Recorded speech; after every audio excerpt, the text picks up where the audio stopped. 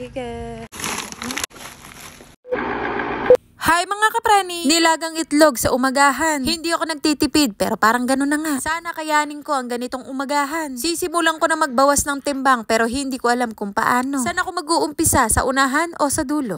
May kasabihan nga mga kapreni, kung kaya nyo, lalong hindi ko kaya. Isang piraso lang talaga kapreni, wala nang iba. Huwag na kayo maghanap pa ng iba. Itsura, di mawari, lalong nakonsumi. O, napainom ng tubig at muntik ng mabulunan. Sus Mariosep. O yung bata, kakatapos niya lang mag-CR. Yung damit niya, nabasa tuloy, kalikutan eh. Wala na akong magagawa kung malikot ka, preni. Nandun na eh, tanggapin na lang. Ang katotohanan. Huwag ganon, mali yun. At pagkatapos ng lahat-lahat, heto't nanonood naman kami ngayon. Hindi ko alam kung ano pinapanood namin dyan, basta nanonood kami. Walang kaalam-alam. Yasus Mariosep. Ayaw namin paanda rin ng TV dito kasi nga hindi siya smart. Smart TV, kaprene. Nag-inarte pa, hindi naman bagay. Pagkatapos ng lahat-lahat mga kapreni, aalis naman kami ni Kuya Ken. Ay dumating na ang sahod ko kaya mag-grocery na. Sahod ni Mister, sahod din ni Mrs. Hohoy! At para may kasama ako, sinama ko si Kuya Ken. Baka makalimutan ko ang bibilin, mapapaalala niya. Madami kasi ako bibilin. Uy, sana all!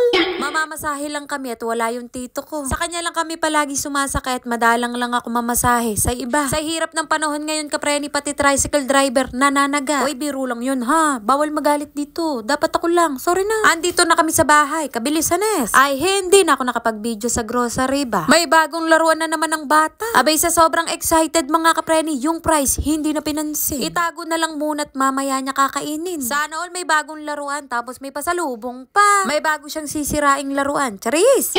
At bumili na ako ng diaper na pang isang buwan. Para sa isang buwan na ulit bibili. Nuggets mo ba, kapreni? Hindi lang diaper ang happy, pati ako. Syempre, ito ang isa sa mga kaligayahan ng isang ina ang makapag-grocery. Diba? Diba? Ang sarap kaya sa pakiramdam kapag meron kang stock. Si nanay kapag nag-grocery dati mga kapreni, 2 supot. Samantalang ako ilang supot, may box pa. Ba't ganun? Ay parang may mali. Huwag ganun. Mali yun. Natry ko rin naman kapreni yun, yung isang supot lang kapag nag-grocery. Syempre, 2 na ang anak. Kasama pa ang ina, kaya nadagdagan kapreni. Katulad yan kapreni, gamit sa paglalaba. Daming ginagamit, hanes. Di waring sabon panlaban na lang, hano? Ay, sinasabi ko lang sa inyo, kapreni, dati kapag naglalaba ako, labang ewan lang. Ngayon naman nag-iinarte, wala naman sa itsura.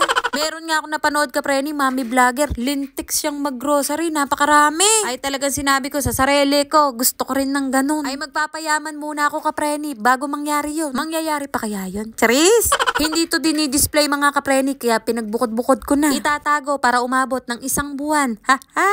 Ay, grabe talaga si kapreni nyo. Lintik sa pagbabudget ba? O siya, hanggang dito na lang ang video-video. Maraming salamat sa mga nanood. Bye mga kapreni!